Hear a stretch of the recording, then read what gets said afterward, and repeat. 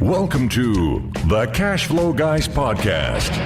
Join Tyler and his team as they unlock the secrets to achieving financial independence through wealth-building strategies inspired by Robert Kiyosaki and other thought-provoking leaders. Learn to build leveraged streams of cash flow that land in your pocket and improve your quality of life. Gain access to cutting-edge ideas that will increase your productivity and streamline your success. Find out how to supercharge your retirement plan so you won't have to retire with a pay cut. You can escape the rat race. Are you ready? It's time to Learn to Earn with Tyler Sheff.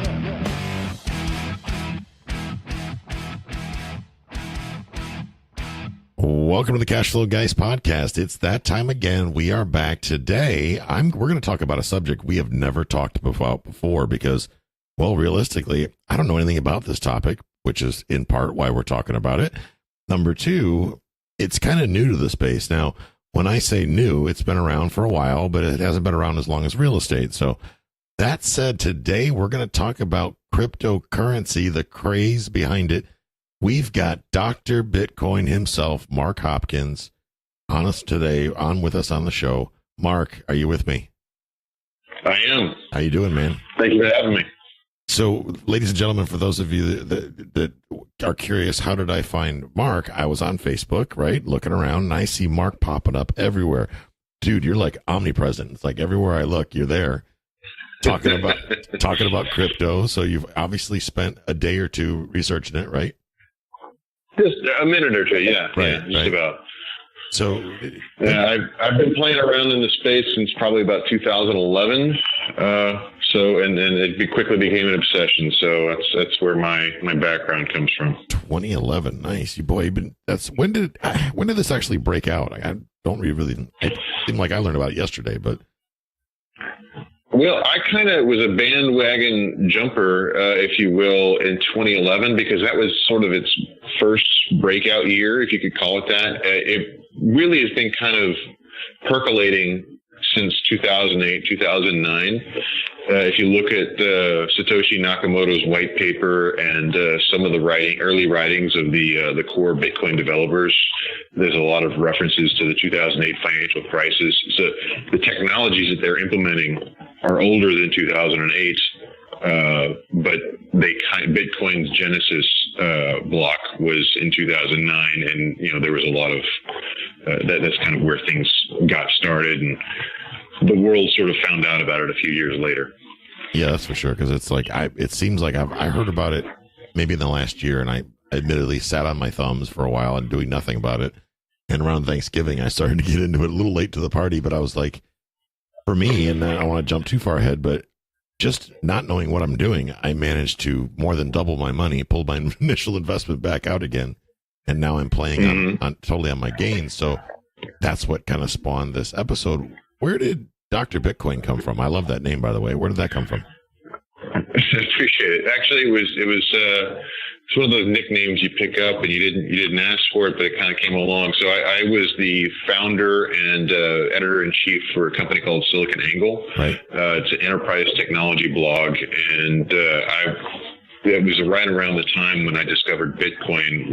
I was in the midst of working that position, and I wanted to write a column on crypto and blockchain as it was an emerging technology. And we were just in the company chat room spitballing names, and I threw out maybe we should call it Ask Dr. Bitcoin, right? Thinking like it was too cheesy, and everyone was like, "That's a perfect name. We're going with that." I'm like, oh, dang it! I was hoping for something a little bit less cheesy, but it stuck. So here I am. Well, I think it's pretty cool. So that's all that matters. Thanks. Let's go ahead and start right in the beginning. What exactly is cryptocurrency? I know you hear about Bitcoin, you hear about this and Ethereum and Litecoin and all these things. What is cryptocurrency? So the term that I like to explain first to give everybody a foundational knowledge to this is blockchain. So that if you understand what blockchain is, you can extrapolate about 70-85% of all these other technology terms in the cryptocurrency world. And so blockchain is very succinctly a protocol, an internet protocol with the aim of mitigating or eliminating the requirement for trust between counterparties. Nice. To kind of expand on that just a little bit, like, so it's a protocol in the same way that email is a protocol, or HTTP, or FTP, or other things that you may or may not have used. Those are all internet protocols. It functions like a database or a ledger primarily, and its goal is to, if you can trust the consensus algorithm of the blockchain protocol you're using, then you don't have to trust the people that you're entering into contract or transaction with using that blockchain. You can just trust that the blockchain will handle that trust for you. So you're essentially, your trust lies in the machine or the software instead of the person. Correct, yes. Okay. So if you trust that Bitcoin is a solid protocol, you can transact without fear with anybody using Bitcoin. Interesting. Very interesting. Okay, so you've got this protocol, and that protocol is used to deliver, let's say, Bitcoin, right? Mm-hmm. What's next? I mean, when you say without trust, that people listening to the show are probably thinking, oh, wait a minute, what if the code's fake? I mean, granted, we're newbies here, so. Sure. So here's how it achieves that. There's a technical term called Byzantine fault tolerance, and it would take probably a good amount of time to explain where that term comes from and what it means. But basically, the technical term is describing the act of Bitcoin mining in the case of Bitcoin. And so what we have with Bitcoin is a financial incentive for not just 5 or 10, but hundreds of thousands of individuals to collectively apply software and hardware that are all unified on the same standard to securing the transactions on the Bitcoin blockchain.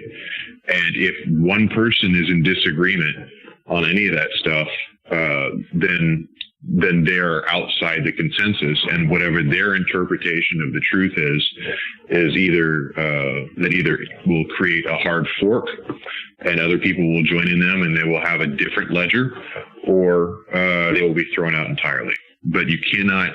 It would take, at this point with Bitcoin, literally trillions of dollars worth of effort to overthrow the consensus made by the miners within Bitcoin, and the financial reward for overthrowing that trust is in the millions or the billions. Wow. Okay. So that's where there's a financial disincentive for there to be fraud or monkey business in the code or anything like that.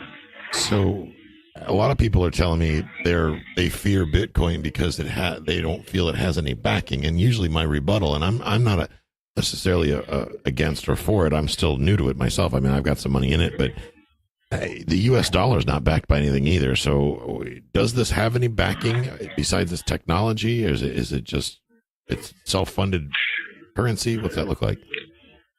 So it's the proper way to think about it. So yeah, you're correct. The dollar doesn't have anything backing it except for maybe the largest military in the world. But in terms of the technology, the technology, I come at it from a technological perspective, right. and from that flows kind of the economic and the financial perspective. There's nothing that backs up the value of HTTP or the value of email or FTP either. These are all technologies that you use to transmit data. It just so happens that there is scarcity around the token within most blockchains and cryptocurrencies, which allows a market value to arise as an emergent property of that protocol. Okay.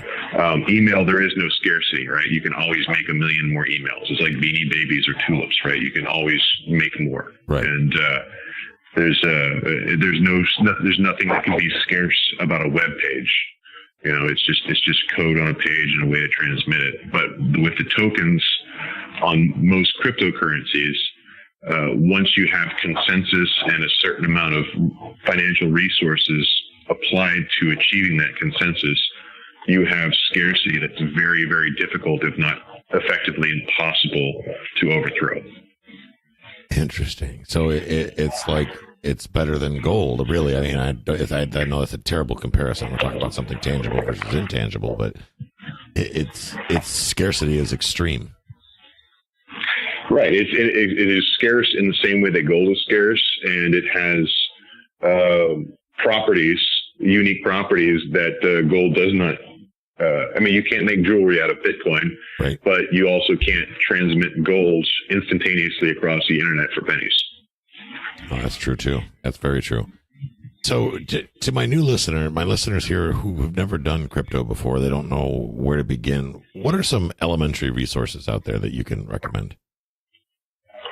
They're the best one that if you want to, like a quick intro to Bitcoin, there's a website called weusecoins.com. They have a 60-second video that explains everything about Bitcoin mining and how the Bitcoin ledger works, and how money is transmitted and how to install a wallet.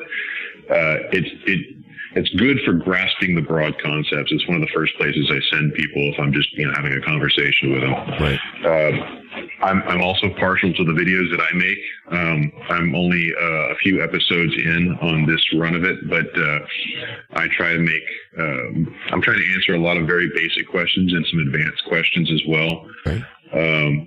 If you're looking for current events and news, it depends how deep in the weeds you want to go. If you're very technical, you probably want to go to Reddit and jump in on the discussions. If you're not a Reddit type person, you're not big on forums. I'm a big fan of Bitcoin Magazine and Coindesk and Coin Telegraph.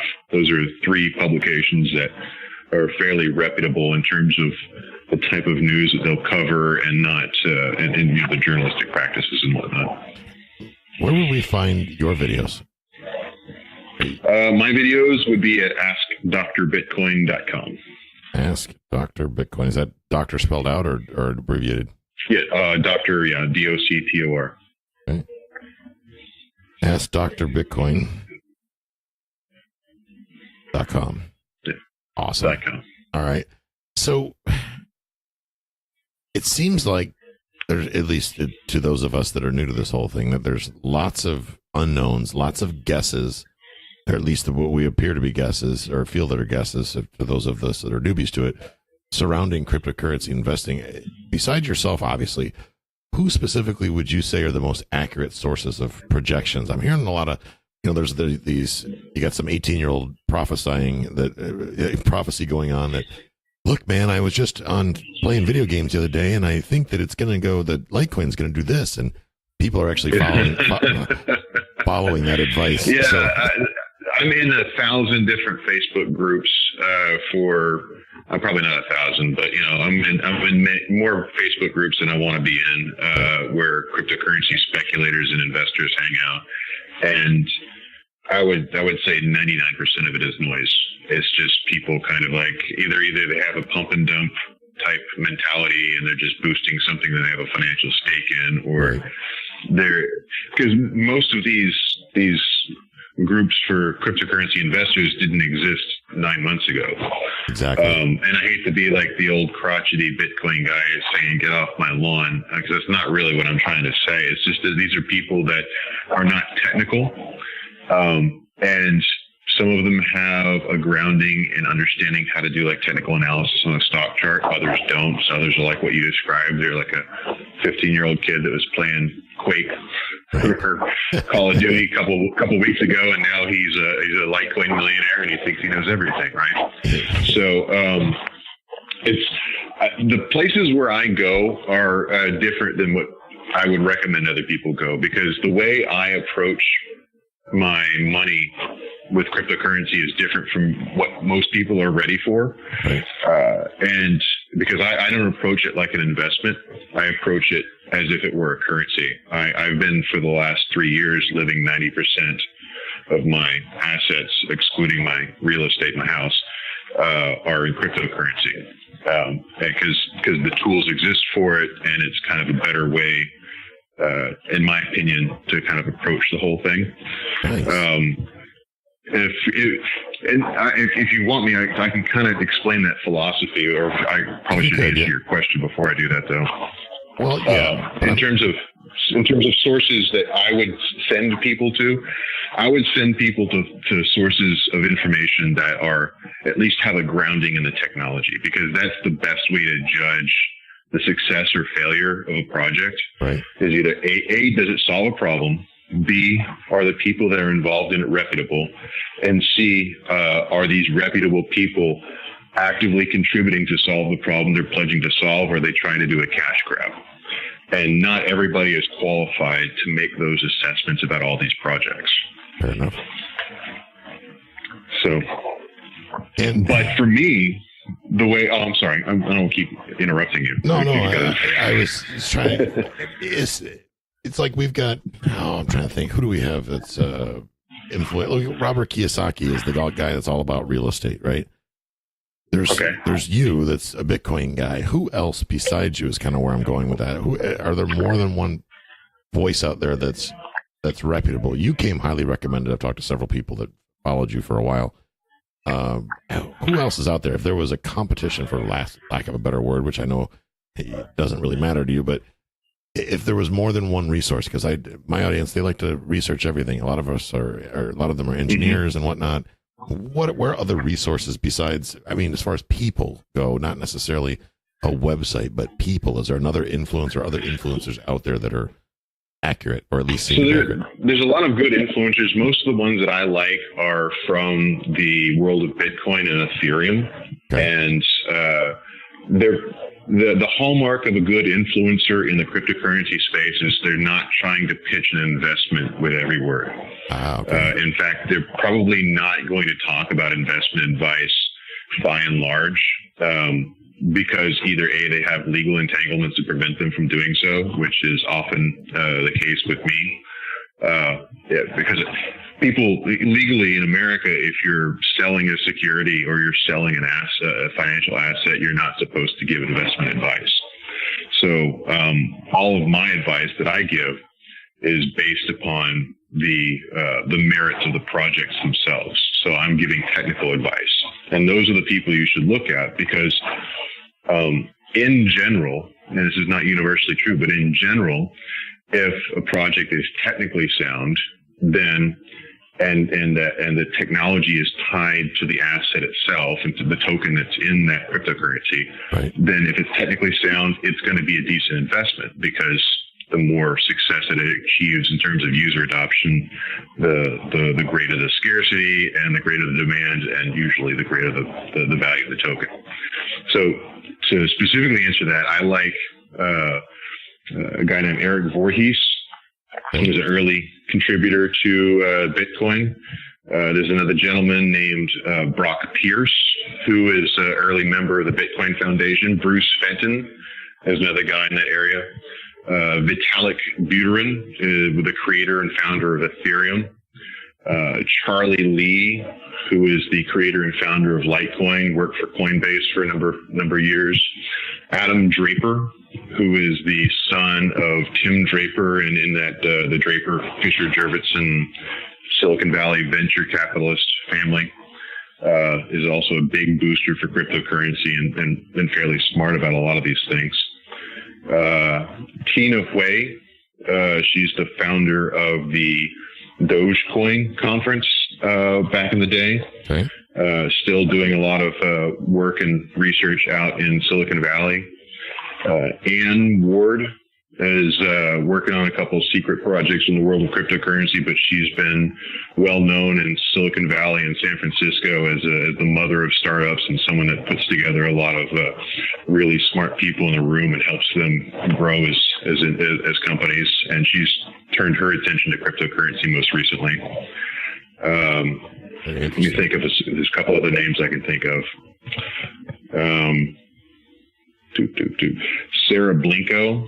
She's been a voice in the liberty movement, libertarians, as well as the blockchain and cryptocurrency world for probably I don't know, 3 or 4 years now at least. She's been around in cryptocurrency almost as long as I have. She's been around I remember seeing her name when I first got started. And then Kathy Reisenwitz, who is a fairly well-known libertarian feminist and housing rights activist out in San Francisco, but she's also been a huge booster of blockchain and Bitcoin and other cryptocurrency projects. So when she talks about blockchain, it's good to pay attention. Okay. That's a great amount of resources. That's outstanding. I find the whole thing fascinating, I got to say. And for me, I'm with you. And I'm glad that you said that about, there's a lot of people out there that are giving quote unquote investment advice.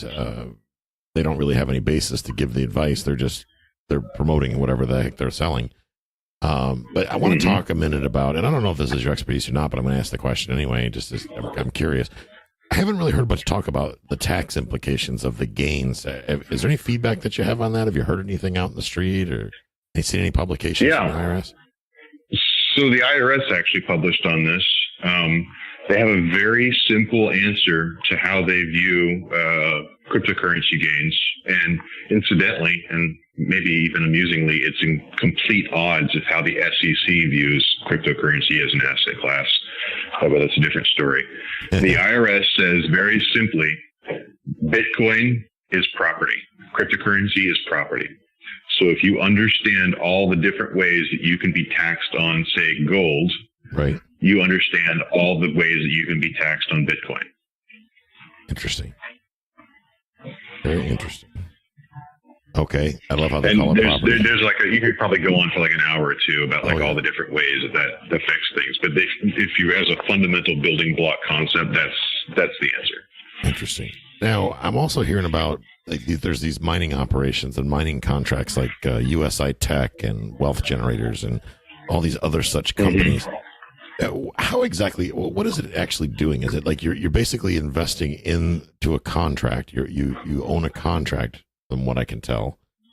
How exactly does that play out? I mean, I don't need you to speak for them necessarily, but what's your thoughts on those contracts and things like that for the beginning investor? So it's, if you think that cryptocurrency is a risky and speculative venture, you should start getting into that business. I mean, there's a line from an old Dennis Leary stand-up routine where he's talking about only America could produce a drug like crack because cocaine wasn't quite good enough. I mean, that's the way you should think about these type of ventures, because, Bitcoin and cryptocurrency is a volatile, I mean, I love it. Don't get me wrong. Right. But it's a volatile thing to put your money in, and it takes a lot of intestinal fortitude. But even run completely honestly and completely without reproach, investing in mining contracts can be a very risky, a much even order of magnitude, even more risky investment. And it's not to do with the fact that what they're doing is hard. It's not to do with the fact what they're doing is bad or anything. It just has to do with the fact that running a mining operation takes such an extreme level of technical expertise, and there's so many ways to screw it up, that it doesn't take much. I mean, technical expertise, accounting, legal, HVAC. I mean, just air conditioning is a huge thing you don't even think about until you have that as a problem.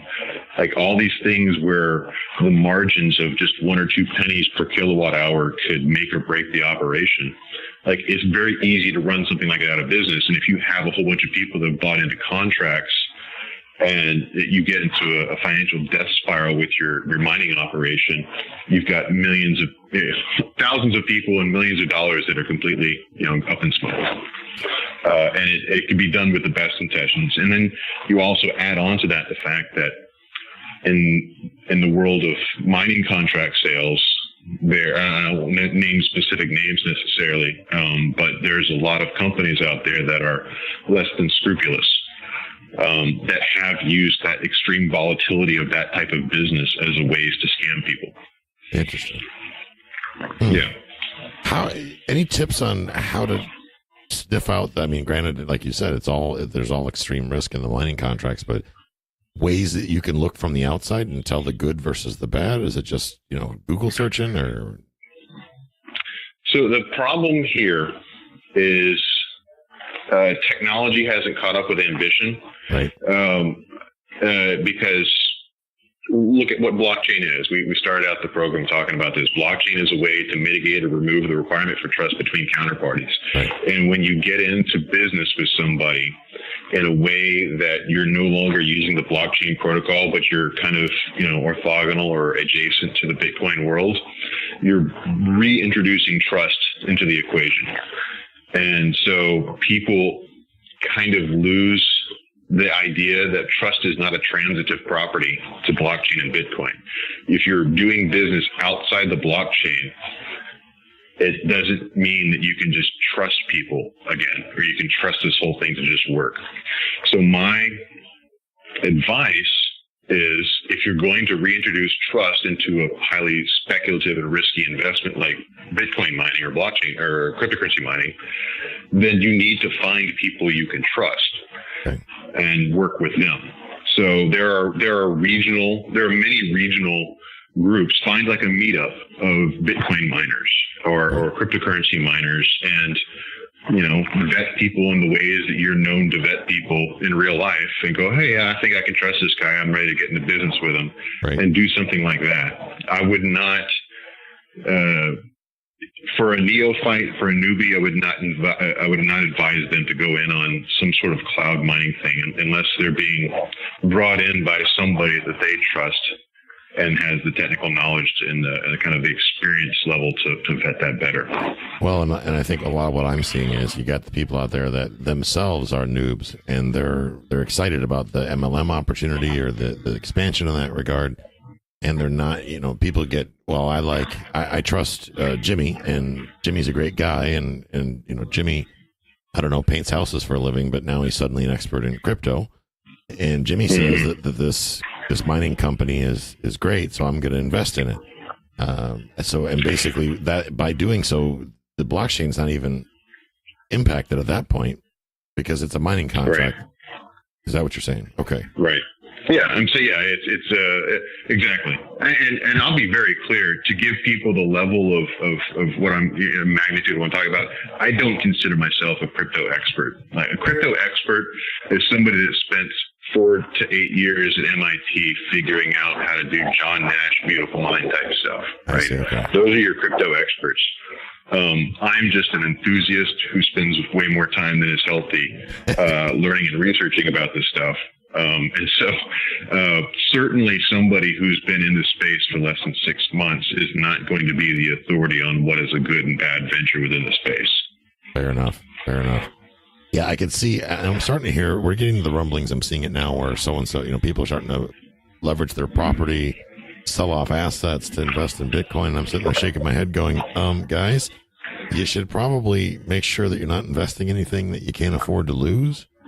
People tend to, nobody wants to hear that, but the reality of it is, I think that the lack of education that's out there, a lot of people are going to get hurt, especially as shifts come. Which brings me kind of to my summary question here, and I know this can be a very complex answer. So on the 10,000 mile view, 10,000 foot view, what type of things affect market prices? I mean, obviously the media can have an impact on it. Is it buying and selling pressure that affects these prices like the stock market does, or? So there's a lot of answers to this, but number one, it helps to understand what drives a market. Obviously, right. It's supply and demand, right? That's right. What just determines where that point is on the chart, right? But if you want to do a fun trick and kind of like a fun little experiment to understand where you can, this is a trick that will allow anybody, newbie or expert, to get a good sense of whether where the market is at. Is go to, I don't know if you've ever heard of this tool called Google Trends, yep. But Google publishes a live index, searchable index of all the search terms. So you can go to like trends.google.com, you type in a word, and it'll give you a chart of that popularity of that search term over time. And then that's step one of this. So you'll go there and you'll type in the word Bitcoin. Step two is go to any place where you can get a Bitcoin chart. You want to have a chart that goes out probably 4 or 5 years, because that's the range that you're going to try to match these two charts up. So bitcoinity.org, BITICOINITY.org has a good chart that you can kind of copy and paste.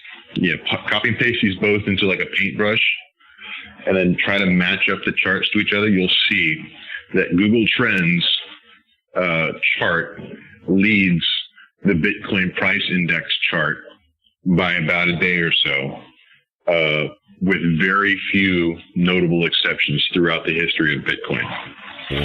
So what that tells us about the price of a cryptocurrency and the price of a blockchain asset is that utility and user adoption are extreme drivers of value and price.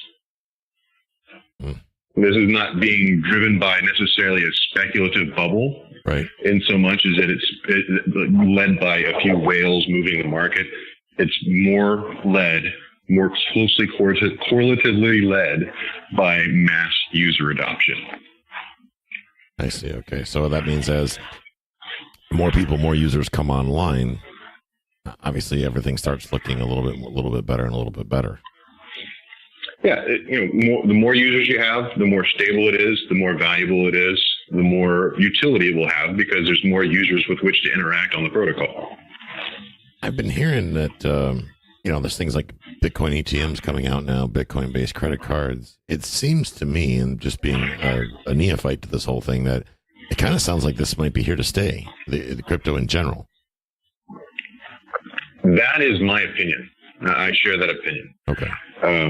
I'm working on a book.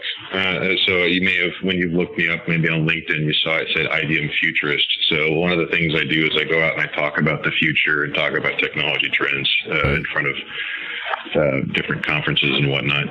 I'm writing a book on my vision of the future, and I personally think that in conjunction with many other trends, blockchain is going to be the dominant medium with which we transact finances and any other measurable machine to machine or human to machine or human to human interaction. And this is like a tangent that we could probably go off on for another hour or so, but to kind of briefly summarize is, I think that as you see people kind of go on the journey that I've gone on, right. I've been in this for 6 years. About 3 or 4 years in, I had the intestinal fortitude to kind of change my home currency in my brain and in my daily life from dollars to Bitcoins. And I was part of the dragging the drag on that decision was my wife. I had to convince my wife and my family that was a good idea too. Right, of course. But that's going to be how the rest of the world also has to deal with these decisions. But what the big thing that convinced me this is a great idea is, if you look at the financial system that we currently inhabit, and this is not America, this is the whole world. It's fractional reserve, right? And so our definition of capital is decided by a few bureaucrats, some elected, some unelected, and ivory towers around the world, that they decide what our core unit of measurement for value is going to be. You're correct. And what blockchain as a protocol allows you to do is pick the definition of capital that you like and use that. And it returns us from an inflationary monetary system to a deflationary one, where, sticking dollar bills under your mattress is a viable investment strategy. Because right now, if you have a dollar, a euro, or a Zimbabwe dollar or anything, that dollar, the longer you hold on to that money, the less it's worth, right? Correct. So yes. Investing it in a big screen TV is a viable investment strategy, because that big screen TV might hold value better than your dollar. That's a great way to look at it. Depending on your locale and what country you're in, right?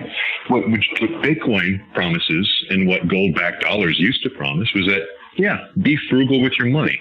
Think about your money like an asset class that you have to protect because it might be worth more later on because it's scarce. So I'm going to tell my wife that she's got to listen to this episode because I just figured out a way to justify that brand new drone I've been wanting. I have cash, and technically the drone should outproduce the cash that I have sitting in my account. So Absolutely. If that falls apart, Mark, I'm totally blaming you for the drone purchase, but Yeah. I'll take the slack for that, I guess. You have to get on the phone with my wife and she'll give you the business. But yeah. wow, I got to tell you, I learned a lot and I really appreciate you taking the time. I know I kind of hit you by surprise the other day on Facebook. I'm like, dude, you got to come on the show and talk about Bitcoin, but I really appreciate you taking the time out to join us here today and talk about it. It was great. I enjoy it. And anytime you want to chat, my phone line's always open. Absolutely. And just to recap, best way to reach out to you, if people want to reach out and ask more, just to askdrbitcoin.com. AskDrBitcoin.com. If you do a search for Mark Risen Hopkins anywhere on the internet, chances are that's going to go right to me. So outstanding. Mark, thank you so much. I do appreciate it. And then have a great day. This concludes today's episode. You don't have to wait till the next episode to learn to earn. Head over to cashflowguys.com and contact Tyler and his team for more powerful tips and ideas so you can start generating multiple streams of income and escape the rat race.